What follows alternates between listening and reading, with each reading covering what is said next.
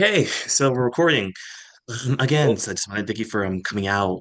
But just to get into it, can we get like a quick recap on like you and your background and how you got involved with the Cartoon Network rebrand in 2010? Yeah. So I I used to play in bands, and that's kind of how I got into design. And Hmm.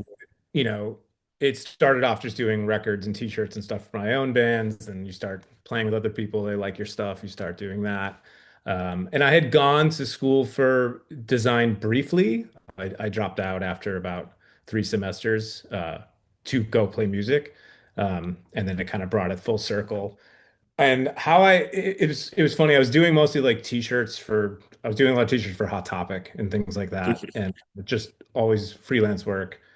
And uh, ended up in New York kind of by accident, thinking I was going for a job interview at brand new school. Hmm. But it ended up they were bringing me in for a booking, and I kind of showed up and just kind of rolled with it. And that's kind of how my relationship with that studio started. Um, and I was kind of permalance there for a long time. So it was like I think about 2006, 2007 is when I started working with them, and just had a good working relationship with them. I was there a lot, and when Cartoon Network came in, I worked on one uh, network branding job before at another studio for when Disney XD launched. So I had a little bit of network experience doing those kind of projects, and yeah, they were like, "Hey, we got this job." It was I don't remember the kind of I don't remember the pitch, but I was looking through old files, and a lot of what's in the pitch actually ended up on air, which is kind of rare. Um, but yeah, it was just sort of I just lucked into it, right place, right time, Hmm. and I happened to kind of be in their bullpen of permalancers, and yeah, just kind of fell into it. All right. And like when it comes to bumpers, that whole like, because I also like bumpers a lot. I was when I was younger, I was kind of kid who would looking forward to like I would love the shows, of course, but like I would also look forward to the bumpers in between shows too. Like I don't know. It's like if they're really cool, it just gets excited to like, oh, what's coming up next? And like Hmm. back in the day, Cartoon Network used to have those city bumpers where all the characters used to live like in one city. And I remember just being really excited, just like watching a show, and then like in between I could see like, oh, that same character in the show just interacting with someone else from another completely show. And sort of like interconnectedness back then really was cool and appealing to me.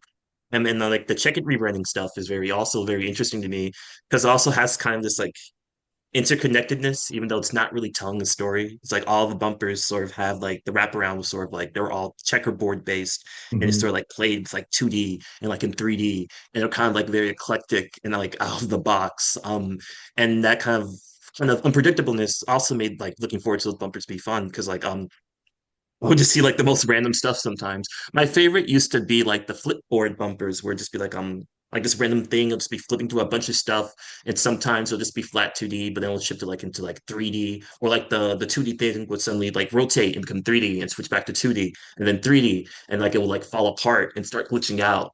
I just guess my next question would be like kind of generalized, but it's just like how do you come like how do you come up with this stuff? Because like some of the bumpers I just do remember being very crazy to me and very surreal, but also very creative. And again, like out of the box and unpredictable. I'm trying to remember, it was like another one. There was like another one with like a cuckoo clock, and like come Oh, out with yep. one cuckoo clock to another cuckoo clock, and then we would like the bumper, and then we'll go back into each other, and then like they were all fall apart, like that. Yeah, so I mean from the start when the project came in, it was when Cartoon Network wanted to go back to the kind of classic checkerboard logo they had Yeah. which they launched with, and then they changed to I think it was just like mostly a CN thing that was kind of an off-kilter thing, and then they were going back to the original format. And they were talking about going back to their roots, so we were kind of thinking of like, well, animation stems from comics, which is why the color palette for the brand is CMYK. Those are, Mhm. it was really an homage to print. And so when we started developing it, we kind of knew like, all right, let's really lean into this checkerboard thing, and how can we build that into a device that allows us to sort of move around. Uh, and we designed it, a lot of it, so it's like that you can stay on the surface level, but it can open up, and then you have like almost like boxes that you could, if you built it as a physical object, you could do like a tabletop view and sort of like move around to different rooms, and like each room maybe is a different show, and that allows characters or objects or text or whatever to kind of move through that. So that was kind of like the basis of a lot of the bumpers and menus. And and we had the two art directors on the job where it was a very creative, like playful time where they were kind of like, just be weird, do whatever you want, like nothing is off the table, like pitch whatever you want. And so everyone working on it were just kind of like, you know we can have fluid move through things, we can have characters, we can open it up. How many different ways can we zip open a frame, or just like looking into like weird transitions, pulling references even from non-cartoons. There's a series. I don't know if you've ever seen like Get Smart. It's like an old like I don't know, it was 70s kind of detective show. But the opening was a guy walking down a hall, and it's just like a series of doors that open different ways. We reference things like Oh. that. Um, there were some once we got some one of the three when the 3D guys started getting in there, they would take the checkerboard and kind of abstract it in space. So it's almost like it's deconstructed, but you still have the sense of a grid, and we could have people coming out from all different angles. Um, but yeah, it was kind of just like, what do you guys, what's fun to you? Like what if we had a claw machine that has sushi in it, or just like lots of just kind of weird experimental things.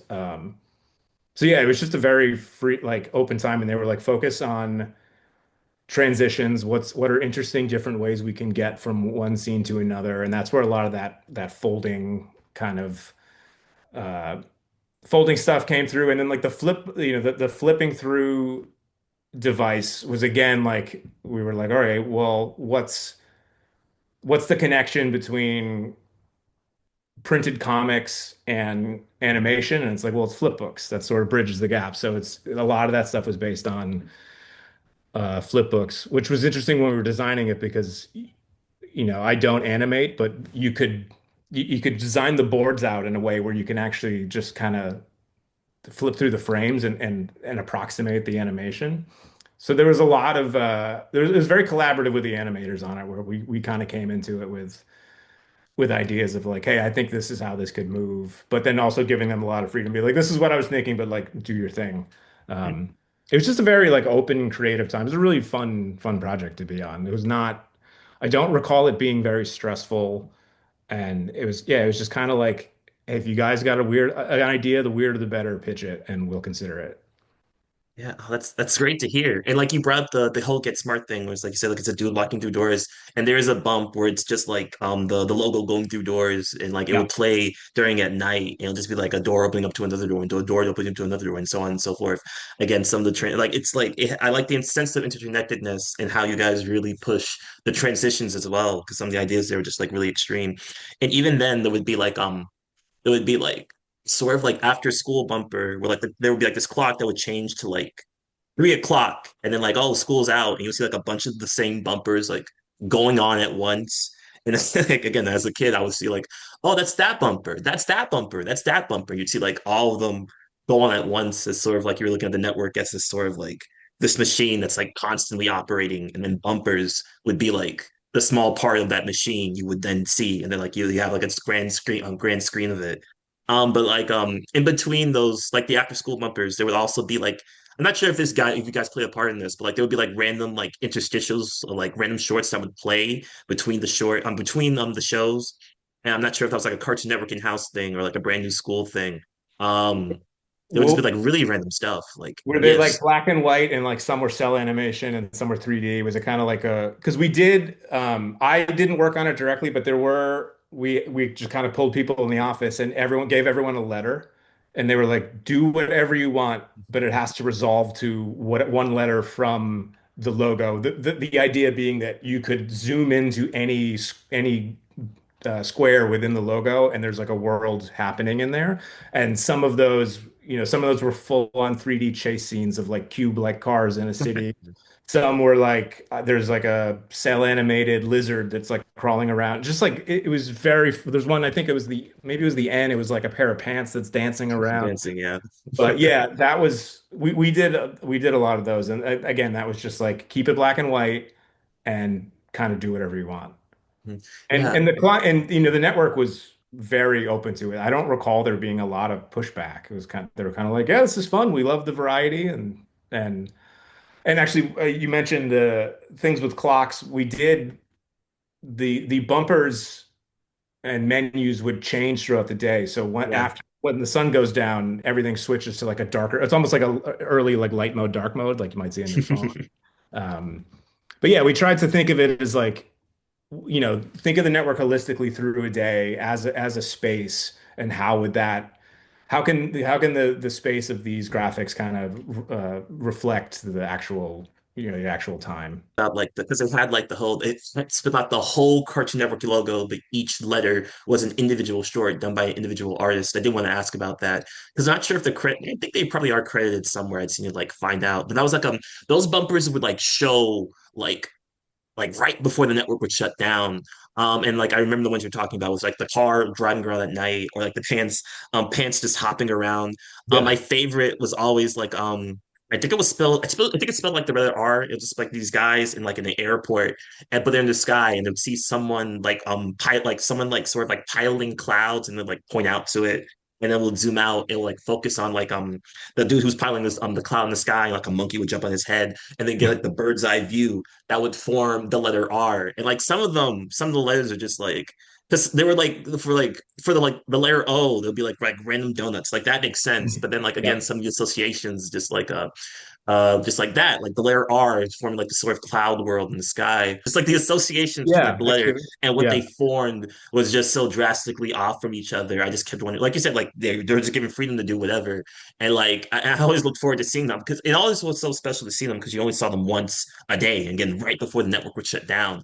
And they were just so and again they were so diverse and off kilter from each other, but the unifying thing from each other was the fact that like they spelled out the letter of like the whole Cartoon Network logo, and that logo sort of associated with like this hard nostalgia for these days because like right now the current Cartoon Network logo is just that logo, but it's cool to sort of have like not just be rooted in nostalgia, but have like this fresh take, and each letter would represent something drastically different. Because like when you look at the Cartoon Network logo, you're not going to think of like a city at night, or like a giant newt eating something, or like clouds in the sky, or like a giant magnet absorbing a whole town.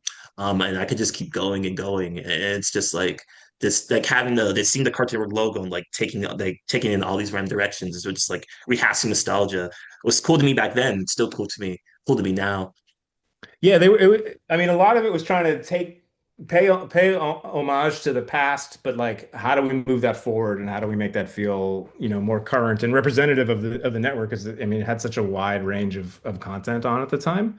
Um, that yeah, and it was cool to see the animators and designers that got assigned to those each little vignette, just kind of what they came up with. And also and you did mention the idea of like the shift from daytime to nighttime. That's also a thing I really loved as a kid because like Cartoon Network also used to have like daytime and primetime bumpers, and they stopped for a little bit. Then you guys brought it back.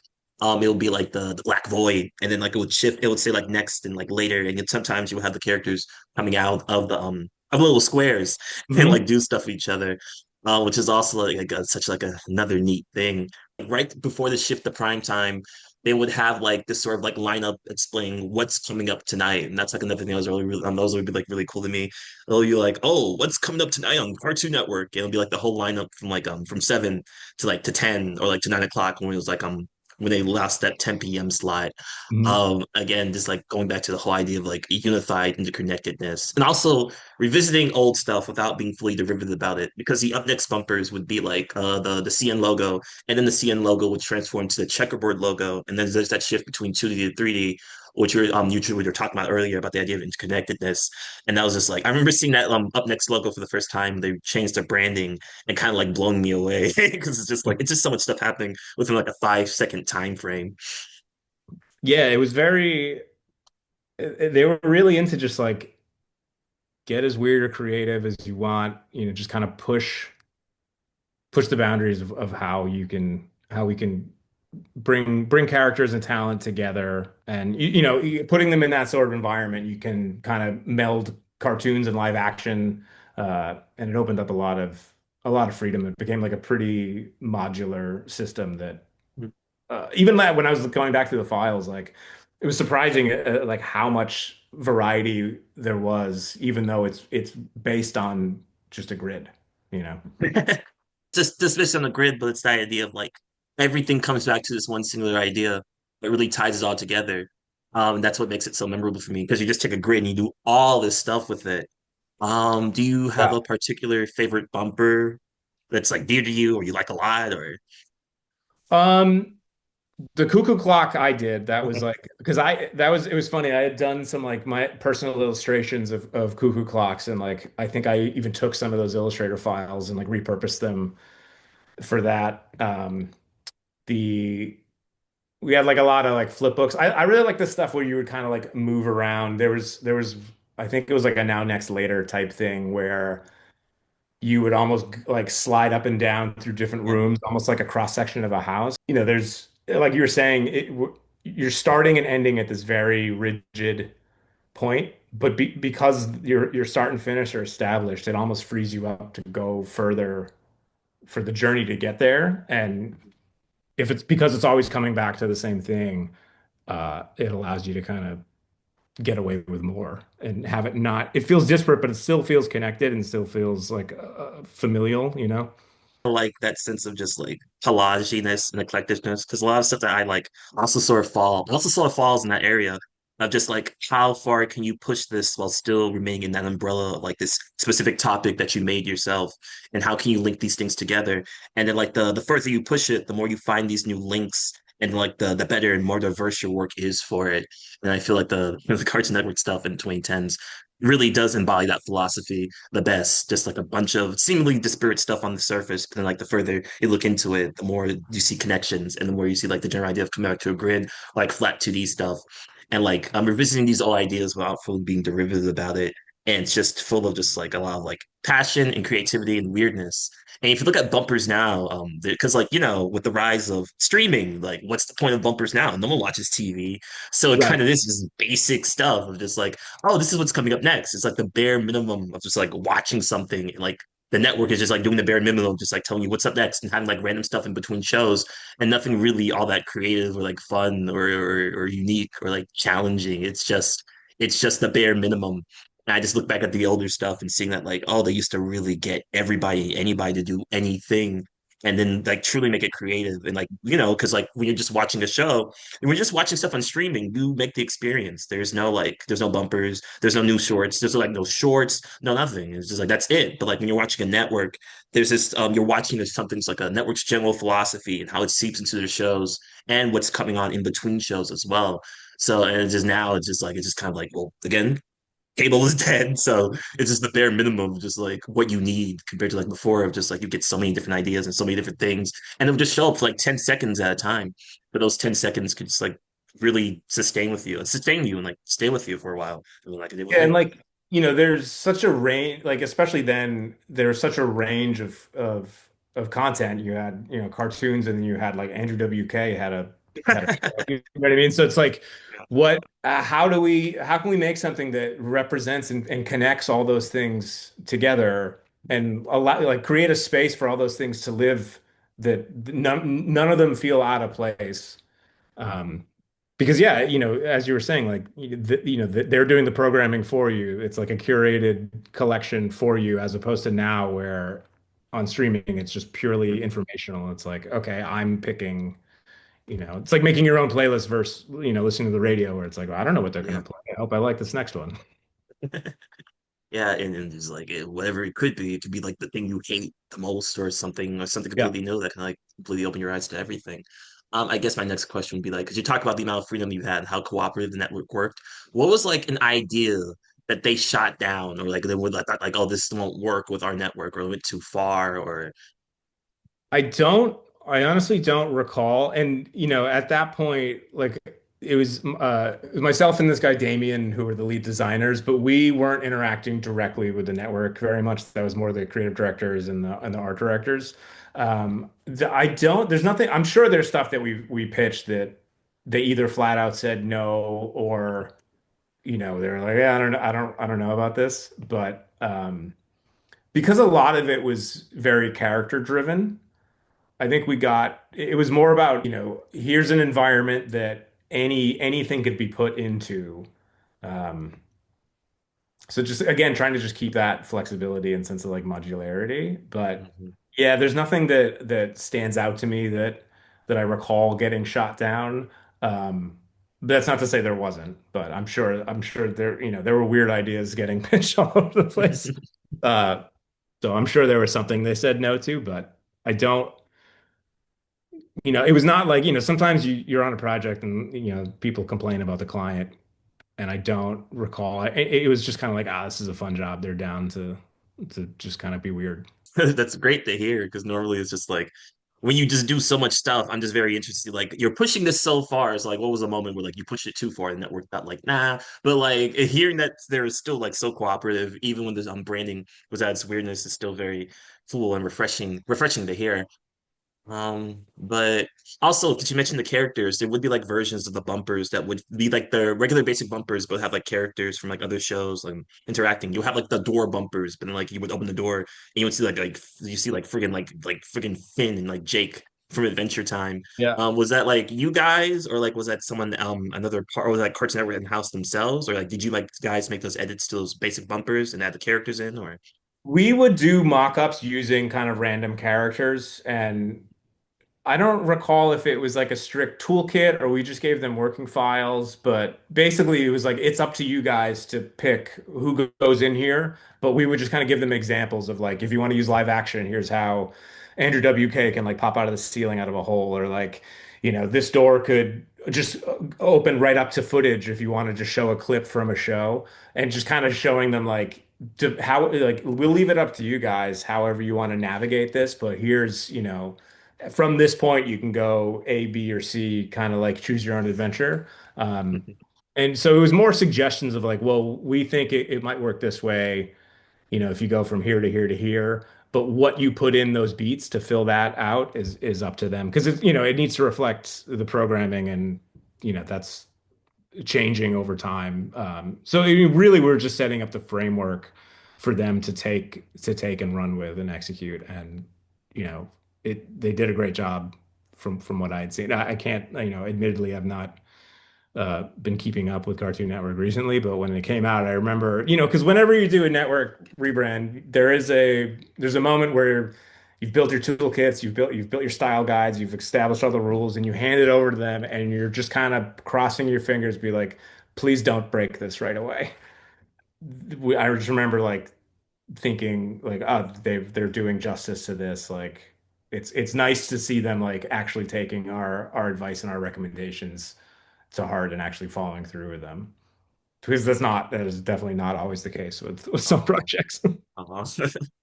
Yeah, I imagine something like this. It must be like very, very, very freeing to work on something like this, but then going back to the usual state of just like, okay, you're at the like the whims of the client. I mentioned it's like, yeah, Yeah, yeah. totally. You finish this job and then you work on, a commercial spot for like a credit card, and it's all, there's no fun. It's just we need this information. Here's all the legal text you need to fit in the last frame. Ah, oh, yeah, I never really think about that. Someone does have to put that all in there. Oh yeah. But what was it like just seeing those bumpers finally air on TV and just seeing the bumpers just air on TV? How do you feel? How do you just feel about like seeing it for the first time? Like, were you like nervous, excited? Did you look at other people's feedback? Do you like read the comments or? No, I mean, it, things weren't so internet heavy, so like comments. I mean, there were definitely were comments, but it was not something any of us were, or at least I wasn't paying attention to.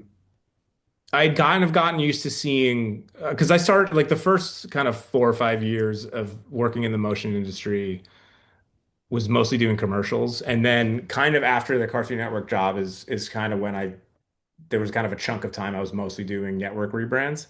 Um, And when you do, if you're doing a commercial, you're kind of just here's the file. You guys can't change this. Like it's kind of it is what it is. And then with network jobs, it's more of a toolkit and giving them assets to create things with. Um, so yeah, it was definitely encouraging to like see that stuff executed pretty close to the vision that we had and not immediately have all the fun and kind of soul stripped out of it. Yeah. I guess should have started out with this question, but like because you did briefly mention stuff like comics and the idea of interconnectedness, but like while working on the rebrand, were there any sort of like artists or like creatives or just like more specific like names that you're trying to like tap into for the branding? Um, Uh, I mean, not that I recall. I mean, I'm sure we would always like everything at BNS was very. There would be a lot of references to start, so we would have a big pool to pull from. I think we're always referencing like just we're all design nerds, so we're just referencing like Saul Bass, Paul Rand, like classics like that. But no, I don't. There's no specific. Uh, for at least for the overall brand, there was no one like super specific. It was kind of just more like what's the spirit of comics and sort of the freedom that animation and illustration allows you to have. I think probably for some of the vignettes that artists are working on, those may have been more, oh, we're pulling from this specific thing. But again, I wasn't super involved in those.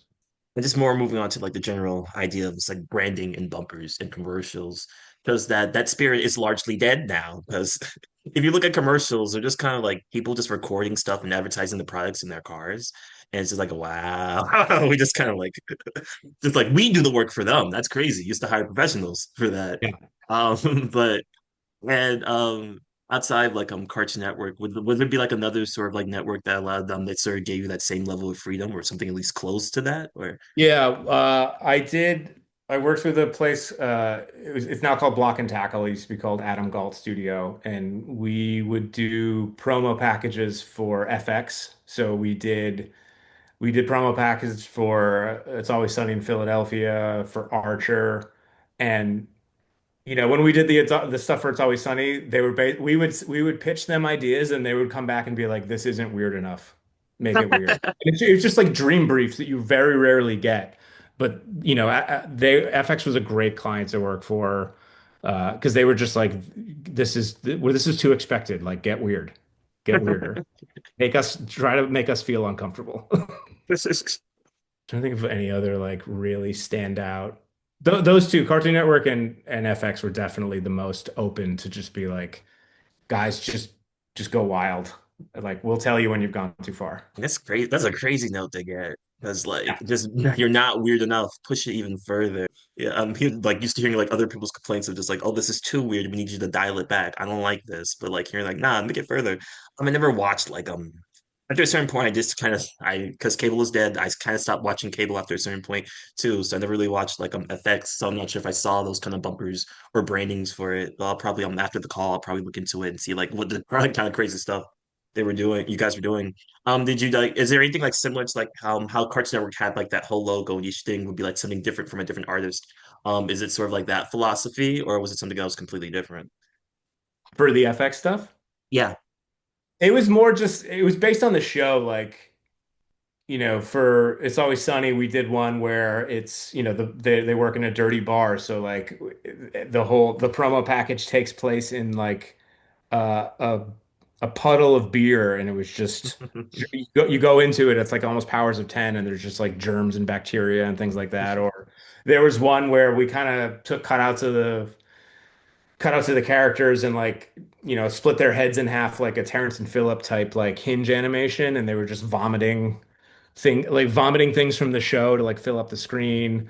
Um, and we ended up on like a sort of anime inspired uh like kind of fight scene with all the characters. The stuff we did for Archer was very, it was like a spy show, so it was very James Bond kind of we were referencing like James Bond titles for stuff like that.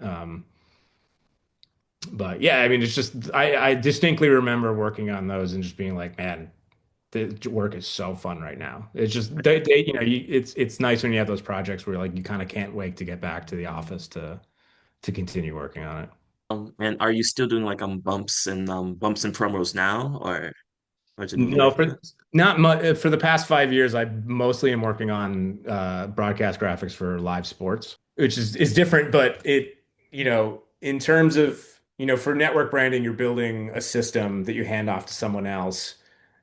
For this, like we've built the system and now we maintain it, and it's the challenge is that, with live sports, you constantly have new needs, and so your system that you originally built is kind of always being tested to be like, all right, well, we need to do it this now. Can we make that seamless, or how much friction is it going to be to make this work? So it's kind of building that brand framework and then being able to continually like evolve it, which is a nice change from when I was doing network stuff, and it's really like you have a couple months to put this thing together, and then you literally just you package it up as neatly as you can, and you just hand it over to them, and then you just kind of have to walk away, and everything is out of your control. So it's nice to continually have a hand and like really see some packages kind of grow and evolve over time. Mhm. And that kind of does remind me talking about packages evolving and changing over time. Because over time, like all networks, branding and like branding and bumpers, they do change over time. But with the check-in stuff, it was very it's very gradual. Like they would have the regular bumpers air, but then like in between shows, they would like start having like other stuff. I wonder if that was you guys or another branding team thing entirely. They would have like one logo. They would have like the CNN logo, and then like it would flip open. Like the C logo would have something from like another show, and that character for that show would go into the end logo that would be like it would either be like another character from another show, be something completely different. So say for example, you have like a character jumping in the C logo and they would jump into the end logo and they would change it to like another character from another show, but it's still roughly doing the same action. I'm not sure if that was you guys or like them going to another company to work with like something within that same framework, but try to like do something different with it. I think after that they would also do stuff like like they would like really play with like the CNN stuff and have like characters just do stuff where they would talk to each other, interact with each other, or sort of morph with each other. Yeah. I was wondering if that was still you guys or just like another company entirely. No, they at that point, after the initial handoff, I'm not aware of us doing any more work for it, so I don't know if that was done internally or they did take it to another agency. But it is, that's happened with one other job we did. I worked on the rebrand for Fox, not Fox News, Fox just like entertainment, Mhm. and they. I think that was in like 2017 or so, and the same package is still being run, and you see them iterating on it. It's to the point where I've been looking at portfolios of other people, and it's them doing a take on the system that I originally worked on, which is really cool to see. Because a lot of times you would do a rebrand for a network, and it would live like 3 or 4 years, and then they would be like, all right, it's time to change it. So the ones that kind of they didn't just immediately throw it out. They're like, all right, well, we like this. Let's continue to build on this and see how we can grow. Um, it's nice to see it just an A not being thrown away, and it kind of reinforces you're like, all right, we built a good system that's been able to last for years, and Yeah. it's able to be built upon. So, that sort of seeing that stuff is very satisfying, and it makes you, pretty proud of like, all right, we did this one right. Yeah, because the checkered stuff, like again, the bumpers would change, but they never changed the overall philosophy. I think like I stopped watching again I kind of stopped watching cable around like 2016 2016 2017. But even then I still think there was still keeping that sort of like check it philosophy of just like the idea of like blocks and like characters going from one place to another, and then like I'm stretching the idea of just like having these things in like in a grid. I think they still had the check it slogan in like that in like 2016, like years after the rebrand. Was that the network or did you guys come with that slogan? Um, I honestly don't know. I want to say it maybe came from us, but that would have been a different team working on any sort of like language or tone of voice stuff. Hmm. We were just kind of mostly just working on the brand and design part. But I can't accurately say whether or not that came from the network or that came from us being like, what, because it's obviously a play on checkerboard. Yeah. Um, so yeah, I'm not sure about that one. I apologize. I know there's a lot of things I don't recall. It's been a cool 16 years. Oh, it doesn't hit me like that. Like I know 2010 is ages ago. I imagine that like, oh, that was like 9 or 8 years ago. It's like, no, it's double that. Oh, Nearly double that. yeah. I was thinking back. I was like, wait, I was just figuring out. I was like, how old was I when I was working on that? And I was like, damn, that was a while ago. Man, but yeah, I'm trying to think of more questions. Should have like a list laid out. But but also like I wasn't thinking about like because you guys said you mostly work on branding, but I wasn't thinking about like there's like a language thing because you mentioned that like that was like another department. So I guess more Yeah. like general because again I care way too much about bumpers. I'm kind of interested in like the inner workings of it. So like there's like a branding, there's like a language thing. Like how do the sort of like departments like interact and like all of it just to do like one bumper. Yeah, well, I mean, at the start, well, it's like it's the bumper is kind of the product of the larger kind of establishing the brand, and so you just have like visually what is our visual center, and that's sort of like the principles that everything kind of falls out of, and then there's the we call it like tone of voice or like what what is the writing style? Like how do we as a network or a brand, how do we communicate with our customers or our viewers? Like, are we buttoned up like a bank or a financial company, or are we more conversational? Is it more loose? Is it tongue in cheek?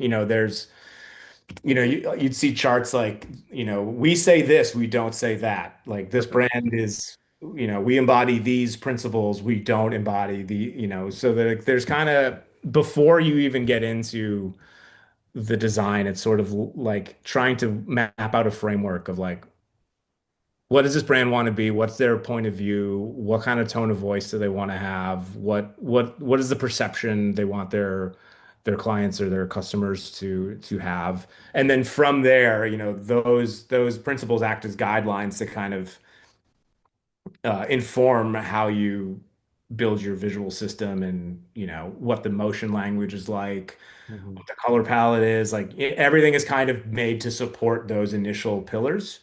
And so that way everything's like very connected. So it's not, at the start, it's like there are other teams kind of defining some of that work. And depending on what the project is, we can have input and we'll have, depending on the size of the studio as well, or the agency, sometimes it's open to everyone to kind of pitch in, or in other places it's very like, well, we have teams of writers that work on these. Um, but yeah, so even before you get to a bumper, there's a lot of pre-work about like you know, if you were a person, what's that person's personality?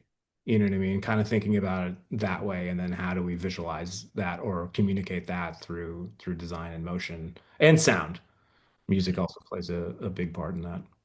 It is like funny to me thinking about like bumpers. I mean, specifically, sometimes I can understand like bumpers having like writers, but it's still funny to me. This like I'm just thinking about someone just like, okay, so we're gonna have this flip book and it's gonna like change into other stuff, and like Oh, I trying to like don't know. write I us. mean, they're not. No, I don't mean they're coming up with like a script. That's more just like, for Cartoon Network, and we didn't. I don't know if there was necessarily like a writing team. I think it was more just probably some of the creators and a couple copywriters like kicking around ideas. But it was more just like, all right, it's very loose, it's very fun, it's like a cartoon, anything can happen.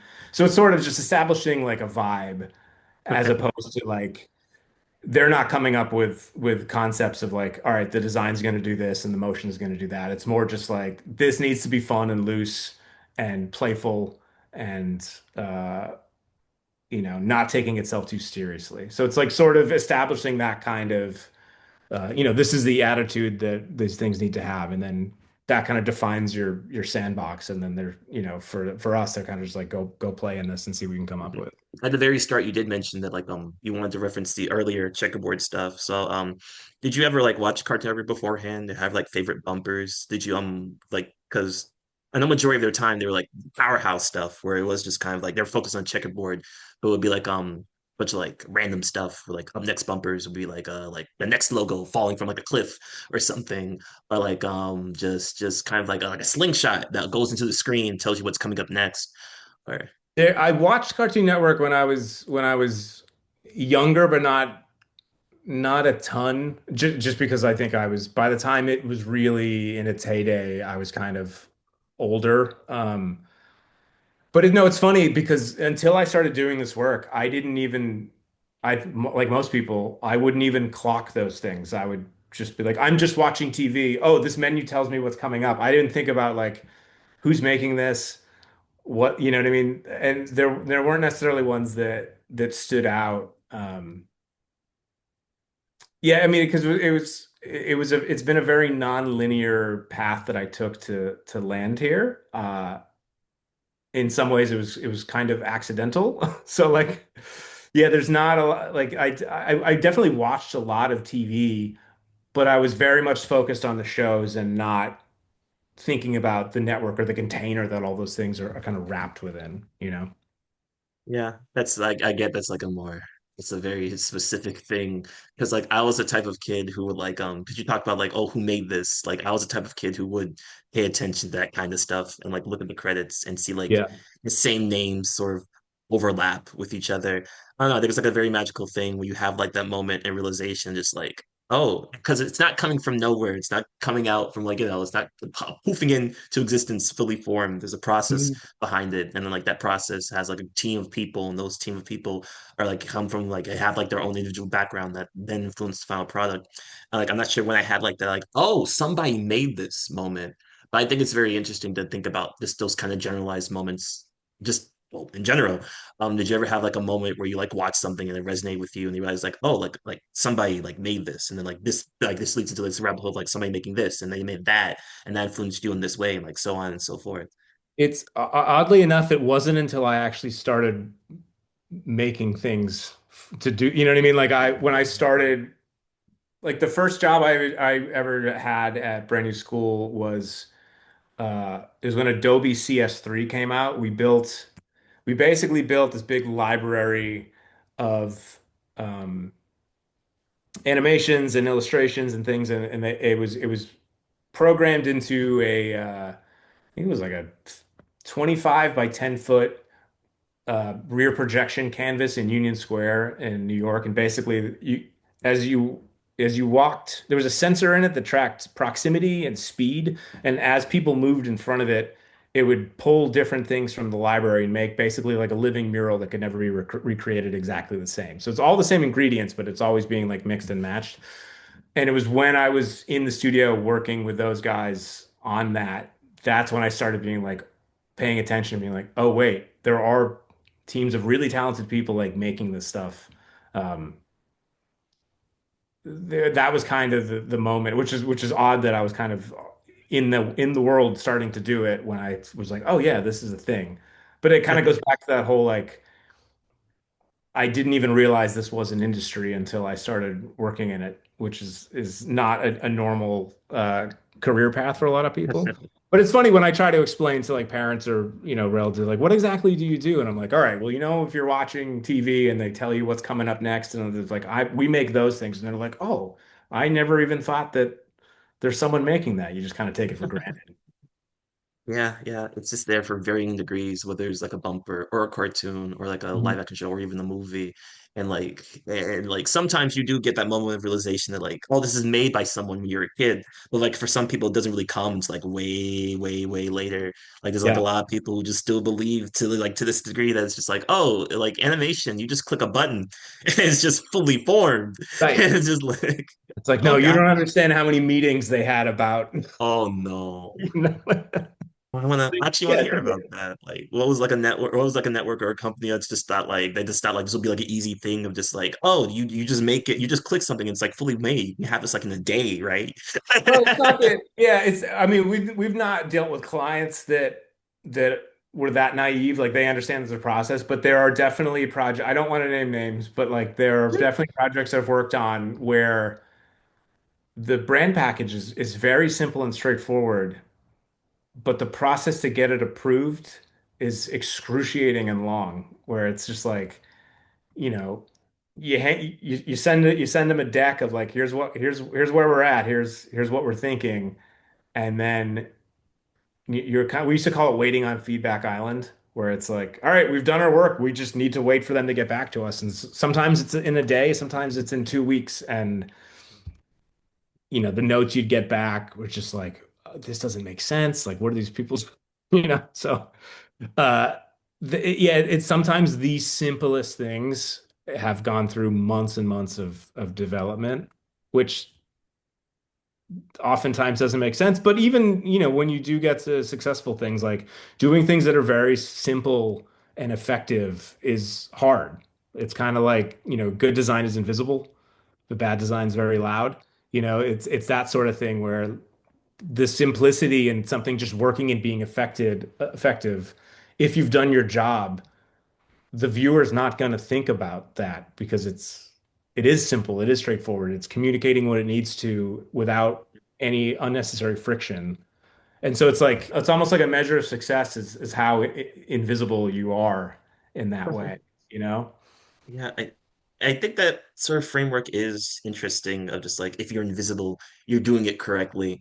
Um, like I kind of have like those kind of like those types of discussion because I'm the kind of person who wants things to be like very like I like to do things like being very open, explicit with like their ideas and being like openly very pastiche. And you can kind of see like those cracks in between. I think something like that is very like cool when it comes to like music sampling, like you can like clearly hear like, oh, they lift from this. And it's like very cut and paste and copy and paste about it.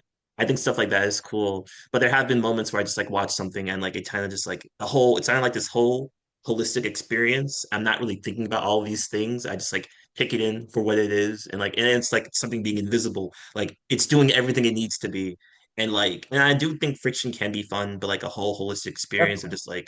of just like, oh, you're just taking everything in and you're not really thinking about like, oh, this came from that came from this. And just like you're just witnessing like a whole beautiful picture all at once is also very cool. I don't know, maybe like a kind of like a balance of just like friction and chaos, but Yeah. also straightforwardness and beauty can be cool too. And I think it depends on what the ultimate goal of what you're making is, because if you're just communicating what's up next on a network, the goal is for the viewer to understand the information and retain it and want to engage with it. It's not necessarily to make them stop and think about the motion, at least at the first view through. I always like things that like on your third or fourth watch or later on, you kind of notice something that's been there the whole time and you never noticed, like the arrow in the FedEx logo. Oh my God.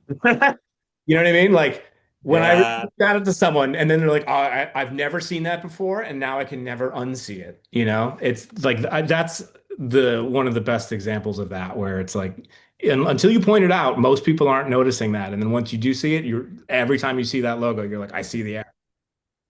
Yeah, and like the friggin' NBC logo also like forms like this sort of invisible peacock, but you just see like the little like parts of its like why is the word coming to me? But like it's feathers, but you have to look closely to see the peacock. That was like another moment where I just realized like, oh my gosh, wow. That's like a It's the genius power of moment. negative space. It's because it's got that little notch where the beak would be, and now you've Yeah, made the head, and it's like, oh, but that's hard to do, yeah. That's like, and I think that's the beauty of a lot of successful design is there's a cleverness that is it's not necessarily on the surface. Like it's not screaming at you. It's something you notice and appreciate. It's almost like it keeps giving to you. It's like rewatching a movie or a TV show and catching a new joke or catching a new subtlety or like a tiny detail in the set or in the background. Like I just love things that just kind of there's something new to take from it every time you watch it. Mhm.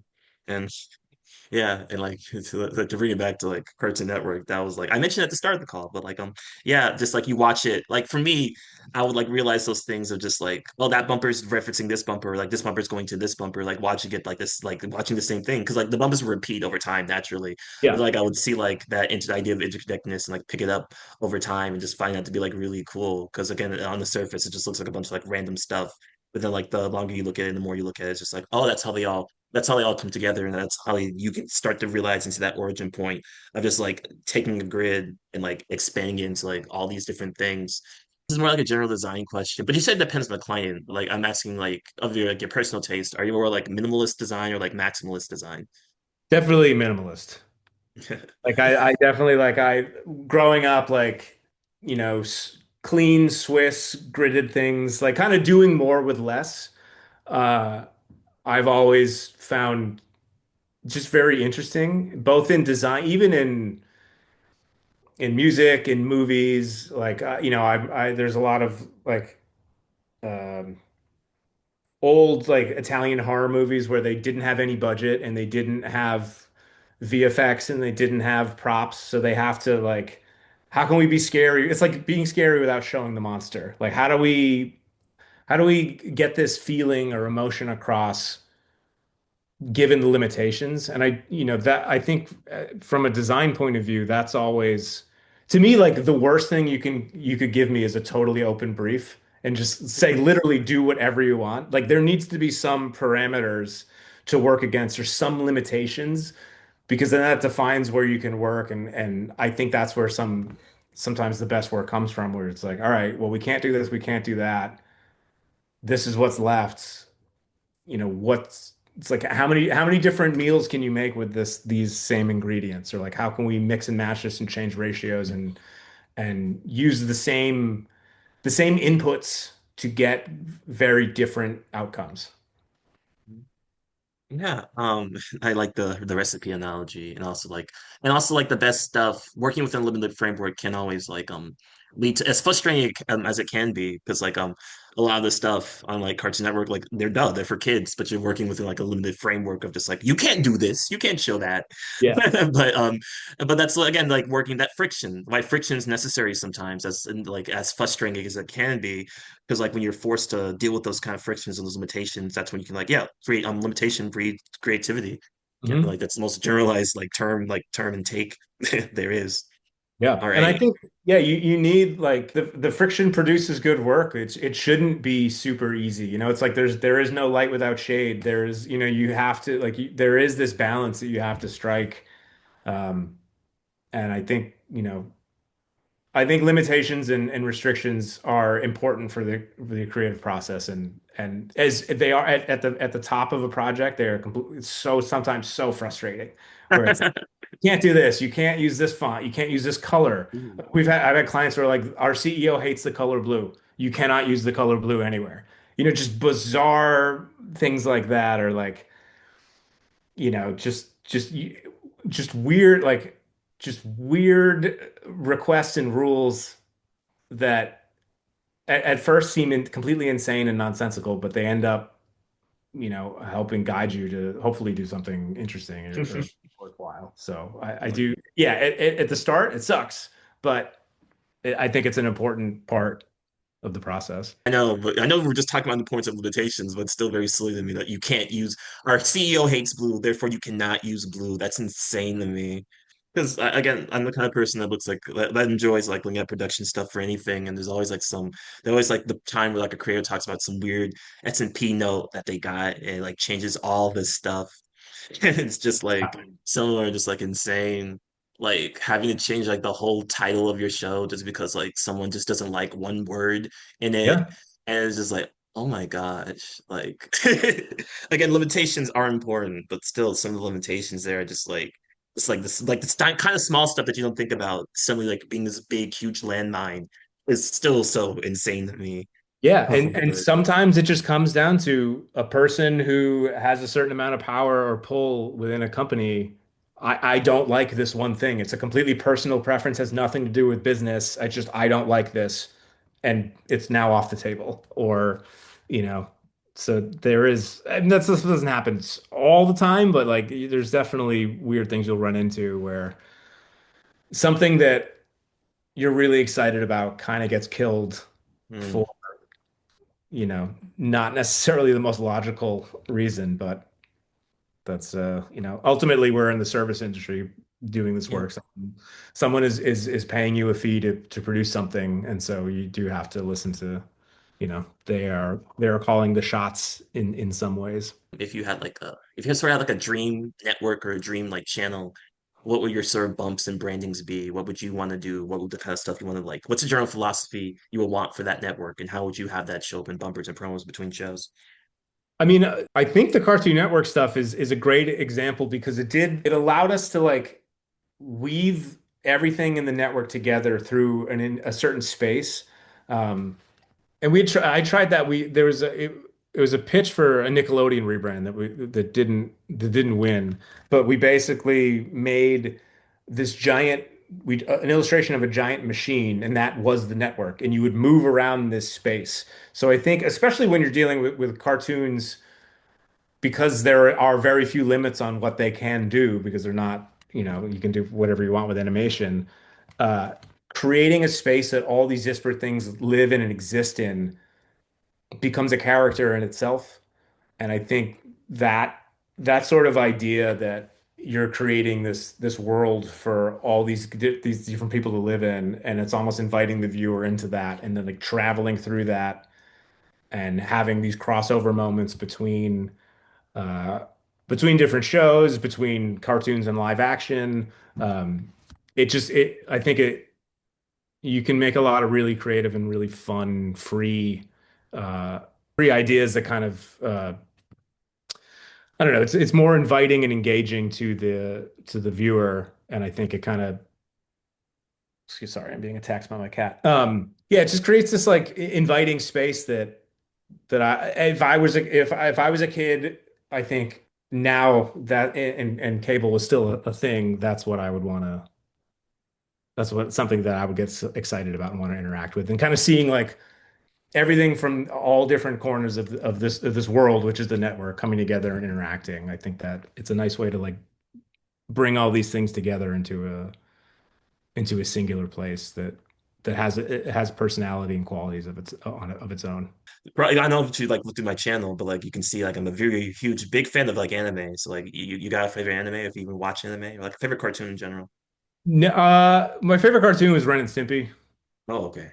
Ren and Stimpy and Beavis and Butthead. I'm aging myself here, but yeah, I kind of miss. I was a little too old. I think I missed the anime boat. So it's not something I'm very familiar with. Um, but yeah, growing up, like Ren and Stimpy had a huge impact on me, even to the point where like I love mid-century modern design and houses, and even just going back and rewatching some of those shows, like all the backgrounds are, pulled from that. Or like I remember going the first time going to Joshua Tree National Park and seeing that, and I was like, oh, this is where the Flintstones is from. Like it seemed like this prehistoric world, but it's like, oh no, these are the rocks. Like it was cool to kind of see how much influence they were taking from real life, and now those cartoons being the exposure for myself for those things that I love in the real world now. It's been kind of a cool journey to see play out. But it is very interesting to hear that, like, because I know, like, with Ren and Stimpy, it had that sort of like you said, that sort of minimalist, despite looking like a very vile and gross show, the drawings, it still had that sort of like minimalist background, sort of like, Art Deco type of stuff.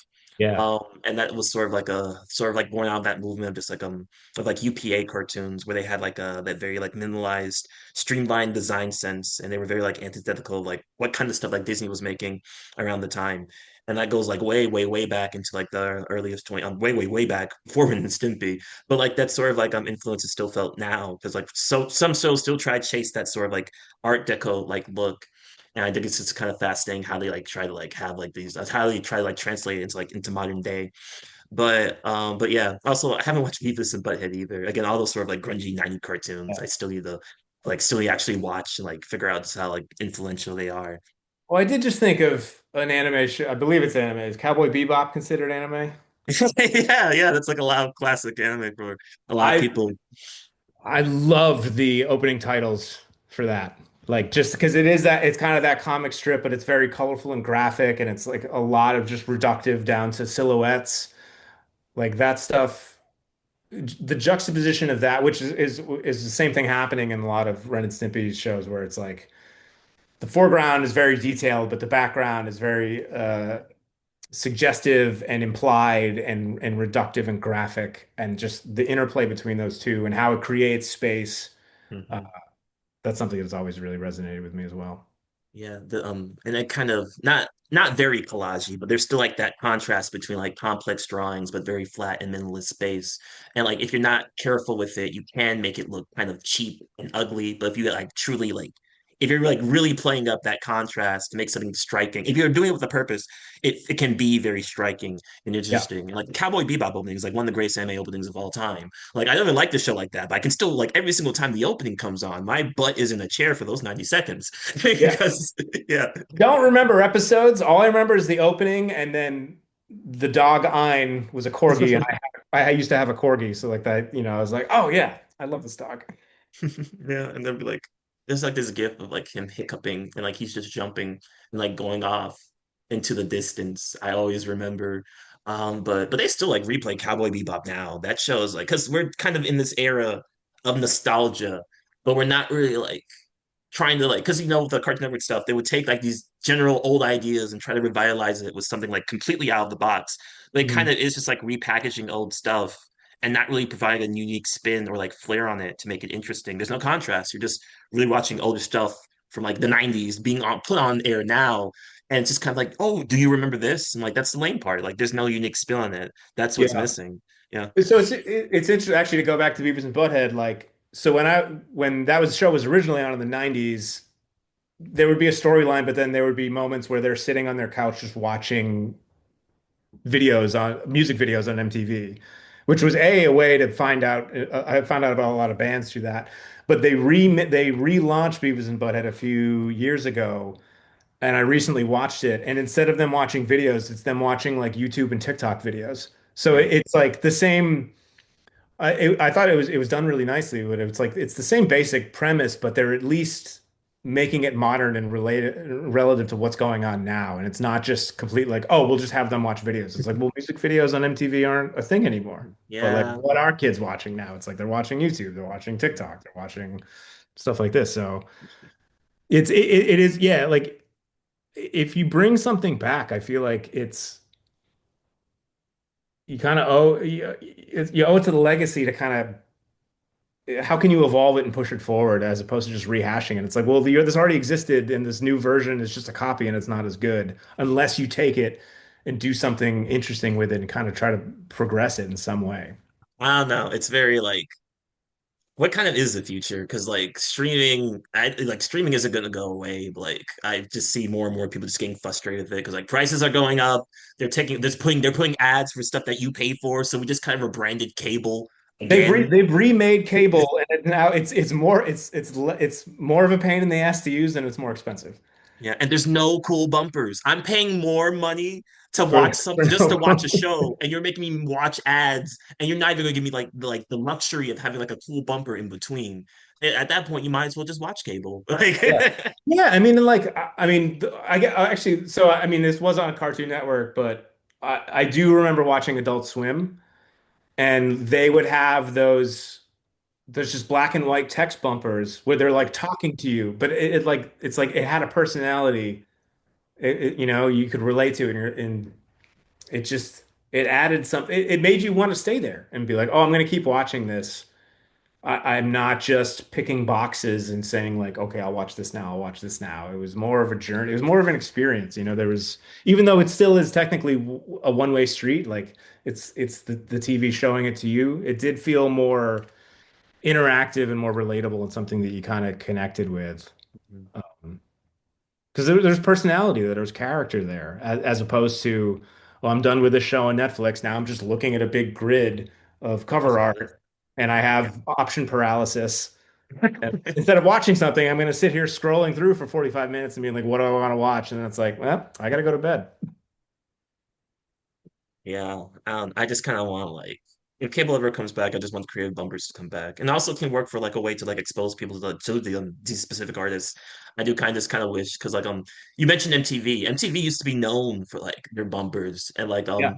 there'd be like studios out and like in NYC doing bumpers for them too. I remember like because like I wasn't there, I was not there for that at all. That's the 80s, like, but I would like watch some of them on YouTube. There's one that like I saw recently because I'm into like I'm sort of like into like trying to like figure out like, oh, what's like the NYC like animation culture like back then. And there's a studio called the Ink Tank, and they did like bumpers for MTV. I'll probably link it to you after the call. But Cool. there's like this one of like this dude working on a clock tower, and then like the time starts freaking out, and then I start shifting and changing through these eras, and I'll get all that stuff like in 15 seconds, and it's just like, and you used to like again reach out to like so many different people, and so many different artists and so many different styles and like flavoring, and that's like the other thing. It's just like having that diversity, exposing people to artists they never really like actually bothered to look up and figure out on their own is like another thing that's missing. You can't get now because bumpers don't exist anymore. Yeah, it's like you think about that things and how many for how many people were those bumpers and those kind of experimental little vignettes like gateways into like, oh, this style of animation or this type of architecture or this type of music. It's the same thing I remember, when compilation CDs, I remember buying a pair of shoes and they gave me like a Warped Tour sampler. You know what I mean? It's just like, oh, I found out about a bunch of new bands through this just because I bought a pair of sneakers. Like, that spirit of kind of uncovering new things is I guess it kind of exists with an algorithm feeding you recommendations, but like that's also it's based on data mining of what you've done before, as opposed to like, hey, you're buying a pair of Vans, here's a CD. Maybe you'll hate everything on this, but that's up to you to decide. Like, Yeah. it's kind of we're giving this to you. We don't know who you are. We're never going to see you again. Take this and do with it whatever you want. And I definitely miss that because there's a lot of exploration to do. There's a lot of just discovery. You learn what you do like, you learn what you don't like. You get turned on to new ideas, and I think it just leads to more creativity and more just interesting work, interesting conversations. But it's interesting. Like out of over the years, I have had people randomly reach out to me about Cartoon Network. Yeah. Actually, not after you emailed me, someone else emailed me and they were like, "Do you have After Effects files for the menus or something?" And I was like, "I'm sorry, I don't." No, it's crazy. It's crazy. Like I'm watching. I There's like this one YouTuber that I watch, and he just mostly does like he talks about like videos about like anime and like cartoons, and he has like this sort of like template version of like the lineups for like from because oh, check out what's going on Cartoon Network. He had like the template version of that, and like he inserts the shows that he's talking about over the course of the videos, and like that is wild. That like somebody that's made like a template of like a bumper from ages ago, and they recreate it like accurately. Yeah, you could show that to someone and think like did that actually air on the network? Like it's like 1 to 1. Like yeah, people really, really care about this stuff, and like when they're really into it, they really make these 1 to 1 recreations that even fool me because it's just like I don't remember that airing on that day, but it's just like oh, it's a fan made thing, but it's so like 1 to 1 and professional. Like it's sort of like Yeah. I'm having like a Mandela effect moment. It's cool, man. Like it's cool to have been involved in something that has meant that much to people that they're gonna like, try to look up who worked on it and reach out to them because that information, I mean, it's not hidden, but it's not out there. There's a lot of jobs you work on and there'll be a case study about it on the studio's website, but they're not listing everyone who worked on it. Sometimes Yeah. we're just invisible, we're just Hmm. on a team um, working on something that's not, you're involved in it, but you don't necessarily feel like ownership because it's such a group effort. But yeah, it's out of, I mean, not that a lot of people reach out, but it's out of every project I've worked on, that's the Cartoon Network job for sure has gotten the most people like just over the years being like, "Oh, did you work on this? I have a question. Do you Yeah. have do you have the toolkits?" And I was like, "Sorry, I don't." But Cool kids.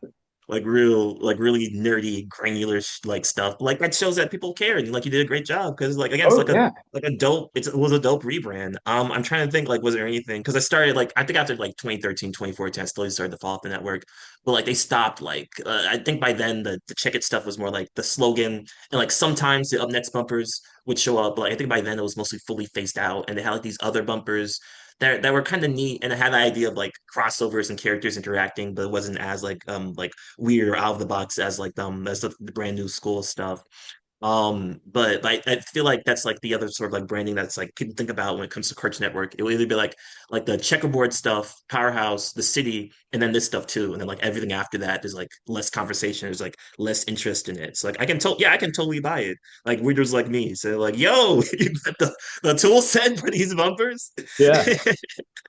It's great, man. It's super cool when people reach out. It's like, ah, that's awesome. It affected someone enough that they want to reach out and learn more or find more. You did briefly mention like architecture, so like I think it is interesting because like architecture and design there is like overlap. So it's just like while working on something, like was there a moment where you were thinking of like architecture and trying to like implement that into like branding? Because that's just those things are just so widely off base from each other.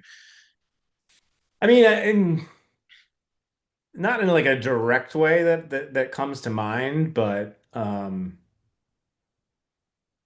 think going back to a lot of like mid-century and Art Deco stuff, Hmm. there is like such a strong graphic quality to those that I think there's a lot of I think there's like an inherent underlying like I'm always kind of drawn to those things, and it's like with mid-century stuff, it's like the simplicity, but there's an asymmetry to it that has a is very compositional harmony and things that aren't just mirrored.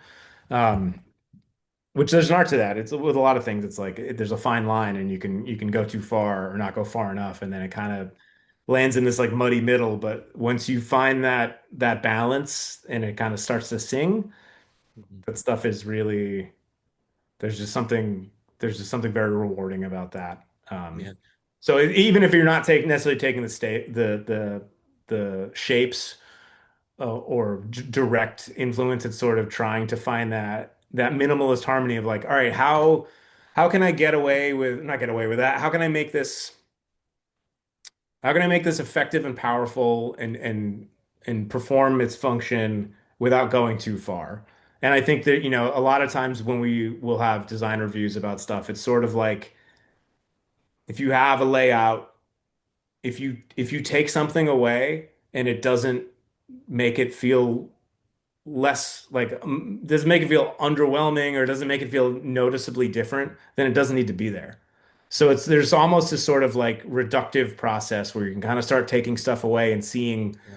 if I take this away, this all starts to fall apart. If I take this away, it actually doesn't change anything. And then you kind of start to think, does this need to be there? So I do think, there's like and that process can apply to music, to writing, to sort of like how can I strip this down to all it needs to be and then make that as powerful or as effective as you can be. And it goes back to your earlier question of I'm definitely more of a minimalist in that way. And I think that there's that's not to say that going maximalist isn't right, because that stuff can be awesome and super fun. But for a lot of the work that or a lot of the jobs that I get hired to do, it's oftentimes how can we make this as simple and streamlined and clean as possible. And there's that's a fun challenge. Mhm. I've only like barely dipped my toes into like Art Deco stuff, and usually it's just kind of people just now like drawing from that style. Yeah. I guess because well, even like I'd say the closest thing I have to like a favorite Art Deco artist. I'm not sure if that's fully him, but he's very like a minimalist guy. Would be like Tadahiro Uesugi, who does like he does like a lot of art direction for like movies. He did like art direction for like Coraline and stuff, which is like a stop Oh, motion cool. thing. But if you did like if you look at his drawings, they're very simple and like elegant, but like they're very it's kind of stuff like you see it's simple, but like again, if you take away this one thing, this whole thing will fall apart and have like Totally. a very unified design sense. Like these characters, I feel like they exist organically with this background. If like if you like made this character more detailed, and the whole thing would fall apart.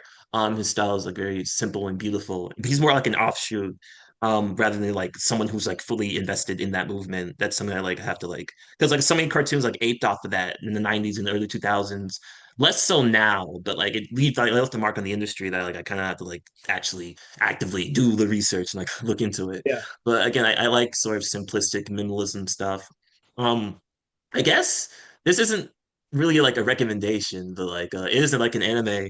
It's called like Sunny Boy. It's like a show that has like a very minimalist design sense. But then like there would be like 3D elements, and the 3D elements would be done by this sort of like this designer who does like live stuff for like clubs and like raves called like Kisadrix. And like they would have like you have like these simple flat characters and like this complex sort of like there's like a scene where the characters are like running in the background is sort of like this sort of like chorus shape of like all the scenes in the episode, all the scenes in the entire show, like characters interacting and doing stuff with each other, and like this sort of like this horrifying maximalist mess. But like at the same time, you don't see much stuff like that in the show because the show has a very firm 2D flat look. So like when you have like stuff that's completely out of the box that like challenges it, it makes like the most memorable imagery in the entire show.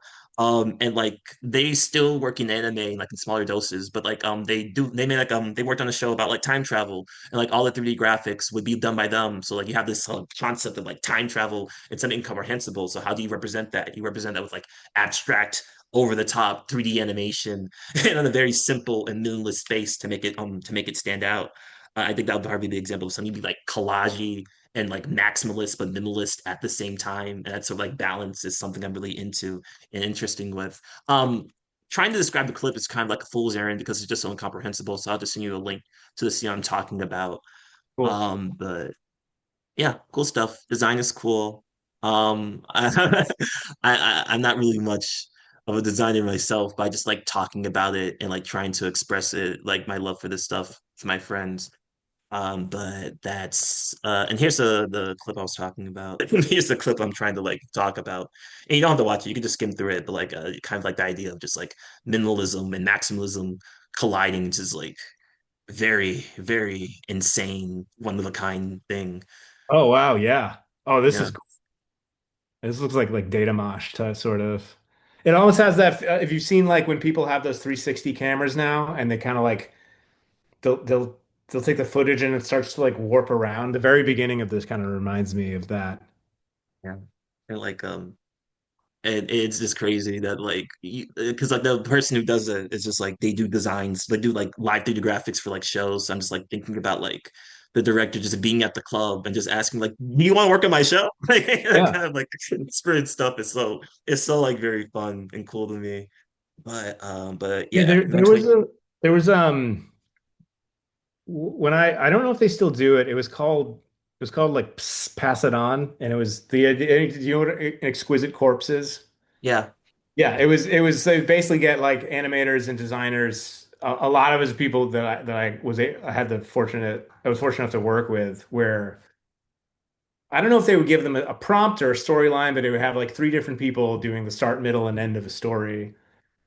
And they would have like these little mini festivals where they would just kind of air them all, and it just seeing the juxtaposition of like, oh, this starts as cell animation, then it goes to live action, and then it's just like total like 3D, like that stuff is just super fun. And I need to look into if that stuff is still I'm sure it still is, but yeah.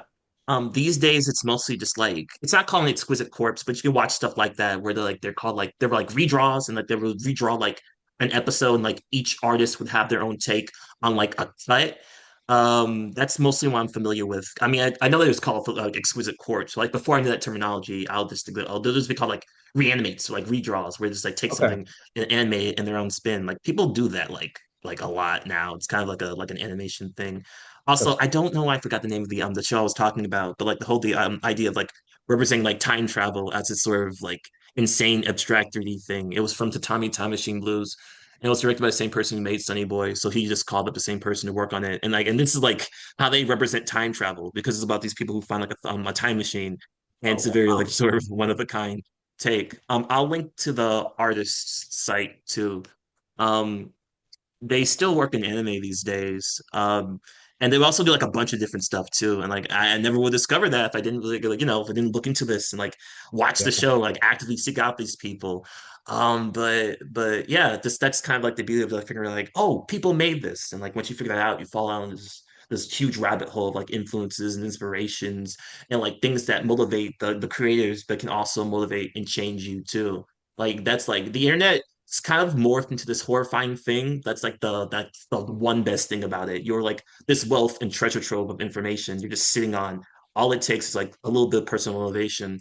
Cause like reaching out to you is just like and just look at the credits and just like, oh, and just like reach out to you. It's just like you replied back and it's just like I don't want to say it's that easy, but like sometimes it's just like, especially now, it's important to realize like, yeah, create like things are made by people, and those people have their own unique backgrounds and influences, and you like if you make that effort to reach out and connect with them, then rather than like looking up their work or trying to talk with them, it's like this is the best time to do that. It could just forever change you, from like a branding to like a for like a kids cartoon, like for a kids network to like stuff like now where I'm just like watching shows and I see something so inspirational. Like I have to take that leap down the rabbit hole and figure it out. Yeah. Yeah. I mean, it's especially with, I feel like people are not communicating as much as they should be, and we need to bring that back. But I guess the very last thing to ask, I usually like to close things out with is just like, where like, do we have like any words of wisdoms for like the listeners, or just anything about anything? What to say? I think really just view in terms of design and creative process, like I do think it's important to view restrictions and limitations as they can be more positive than negative. And I think it's easy to be discouraged or frustrated, but I think if you just keep at it, like, sometimes those rules and restrictions and things you can't do lead you to really interesting and sometimes great solutions. So I think it that I think, and it's something I still, every creative project I work on, there's limits and restrictions, and I still get frustrated and annoyed. But really, when you're like, all right, let me just take a step back and change my perspective of this. How can I use this to my advantage, and how can this be a benefit? And I think that that'll lead to smarter and more interesting creative work. All right. But thank you so much. I know seeing an email like this was probably very random and unexpected. I'm probably just like, because it usually is, because I'm gonna interview someone, it's just like, who are you? It's just like, that is a good question. No, man, I'm glad you reached out. This was fun. This was a good chat. And it was not, honestly, it was really fun to like go back through the files, and like it takes me back to like what was going on at that time. It was like it was like how I was like, oh, I was 29 when I did this, and so yeah, it's nice to kind of go back down memory lane and think about. This was a very fun project, and I got to work with a lot of really talented people. So yeah, thank you for reminding me. This has been fun. Yeah, and again, thank you for working on. I know it's very cliche to hear this, like, oh, thank you for working on this, and like, oh, it's shaping my childhood. But it's true. No, It's I true. understand. It's Yeah. super cool to hear. I really All right. I don't think it's cliche. I think it's awesome. All I got for real. So thank you so Awesome. much. Yeah, we'll All talk right. soon. Bye.